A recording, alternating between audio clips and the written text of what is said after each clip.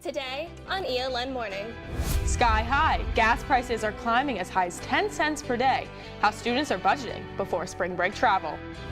Accommodation irritation. A sudden change in disability services leaves students frustrated. And leading ladies. We highlight a small business across the street in honor of Women's History Month. Today, March 10th, 2022. This is ELN Morning.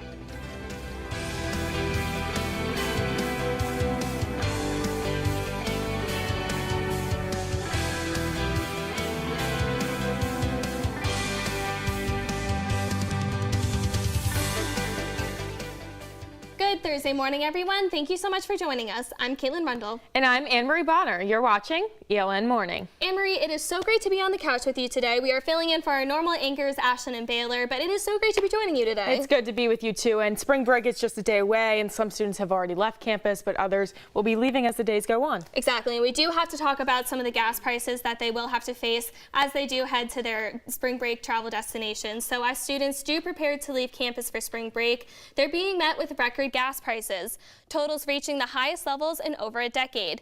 Just 1 week ago, a standard car taking regular gas averaged $3.79 a gallon. This morning, it's $4.19. Nationally, the average was $3.66. Today, it's up to $4.25. Students across campus say they're trying to budget their best options before hitting the road.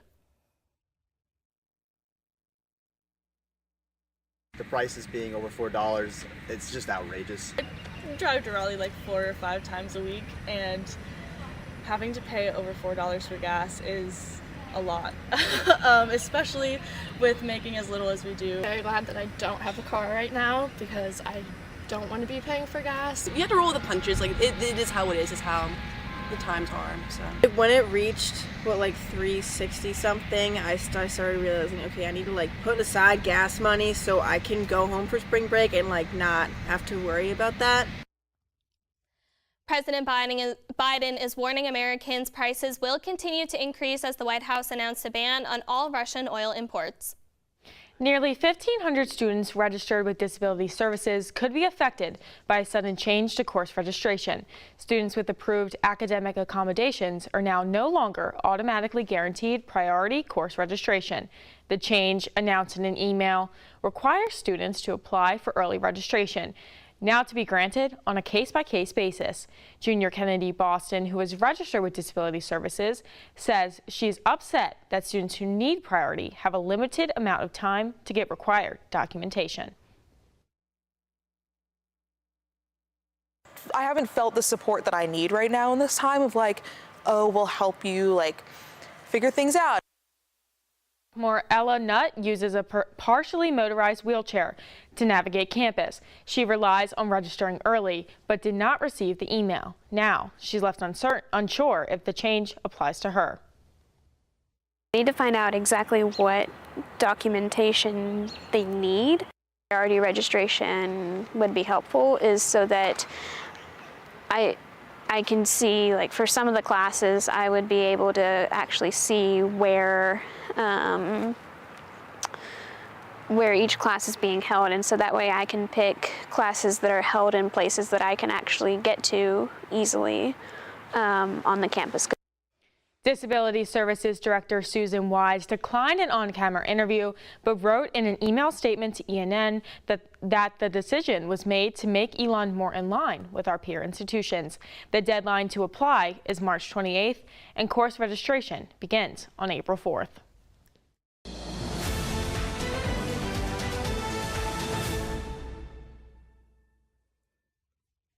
Elections for the makeup of the next student government representatives will soon be underway when students return from spring break.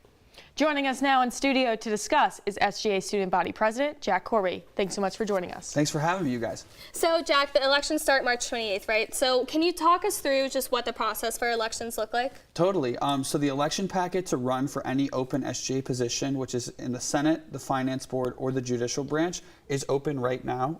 Students have until March 21st at 5 p.m. to submit the packet. They can choose one position to run for, and then there's a week of campaigning, and then about 36 hours of elections, opening 8 a.m. on the 28th and closing at 6 p.m. on the 29th.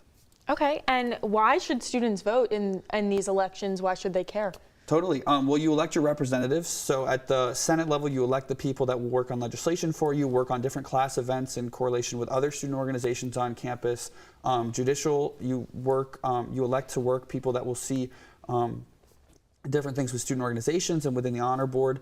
And then overall with the administrative officers, you work on the people that will speak to senior staff and to work to fund different student organizations and things like that. So we have a large say in what goes on campus, I feel like. So having students have their voices heard is a big part of that process. And ELN was at last week's SGA meeting where a pay raise was announced for next year's SGA Executive Board to $8,000 stipend for the year. And we were able to talk to some students afterwards and we got their reactions to that. Okay. And here's what students have to say. Let's take a look at it. It's pretty surprising. It seems like a really big increase from what it was, and I just wonder where the money is coming from and what it could be like otherwise used for. I think it's great if people are getting paid more. I don't see any issue with that as long as I don't know any like negative impacts to that, so I don't have a problem with it. I feel like it's reasonable and it's a good thing for them to increase after all the work they do on campus and everything.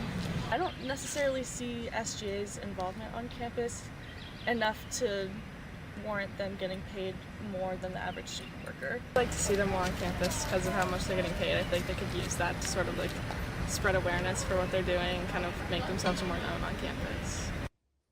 And could you just clarify where this money is coming from and why it's happening in the first place? Totally, yeah. So just to clarify, the raise is only for the 4 administrative officers. So the student body president, the vice president of finance, the vice president of communications, and then the speaker of the Senate. So not everyone in SGA is paid. It's just the 4 top level executive officers. The stipend does come from the student activity fee allocation that SGA receives on an annual basis. And the raise is coming just after different things going on campus. It's only been raised once since 2001. So it's just keeping up with inflation. It's keeping up with the work students do on campus. Also, we really thought that with the raise of the stipends coming in, the 4 executive officers would be able to focus in a little bit more on SGA. Over the past couple of years, the executive officers, like myself, have held other jobs on campus, which I've been able to manage. But being able to dive more into SGA and really devote more time to the organization, we thought would make it worth it.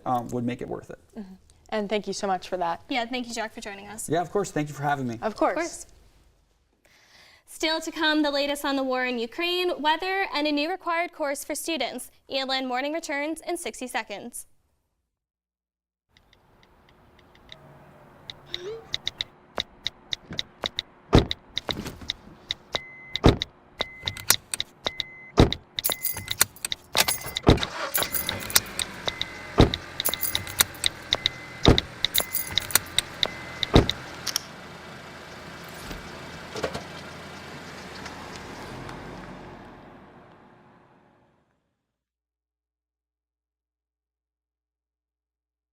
Let me tell you about the toughest guy on earth.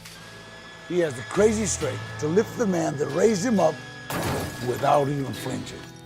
This guy, this warrior, will always be by his father's side, even if his dad will hardly remember.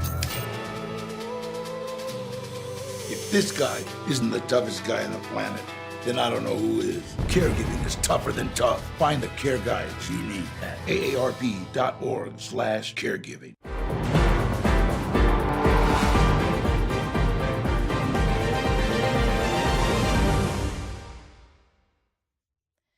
We're back with our continued coverage of the crisis in Ukraine. Heavy fighting continues into day 15 as Russian troops continue to surround Ukraine's capital city, Kyiv. Overnight, Russian forces bombed a maternity hospital in Mariupol, leaving at least 3 dead and 17 wounded. U.S. officials now warn Putin could unleash chemical weapons as tensions continue to escalate. Vice President Kamala Harris is in Poland this morning, reaffirming her commitment to defend NATO allies.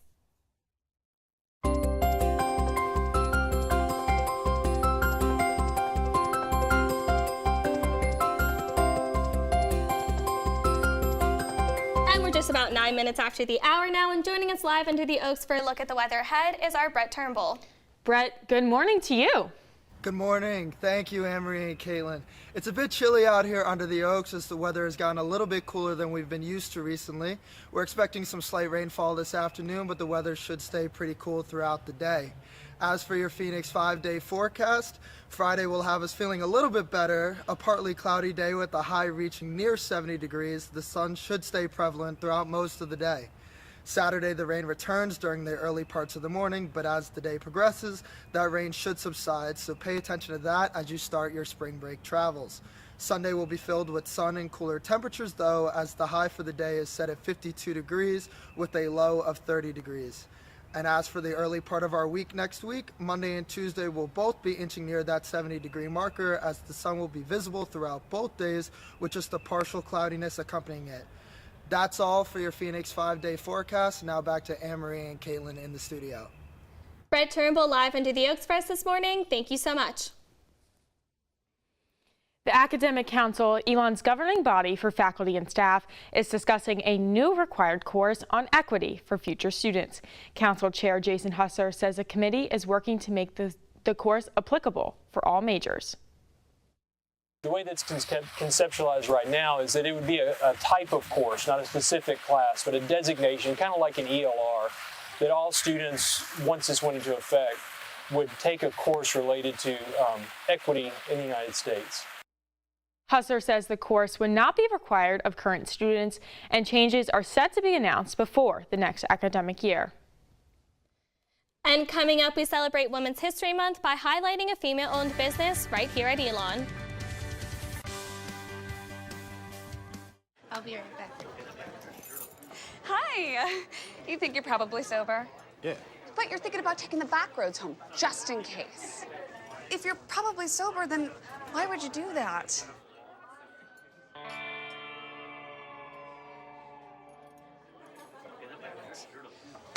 Good choice. Probably okay isn't okay. If you see a warning sign, stop and call a cab, a car, or a friend. That's a full glass of wine. I'll be chatting you later.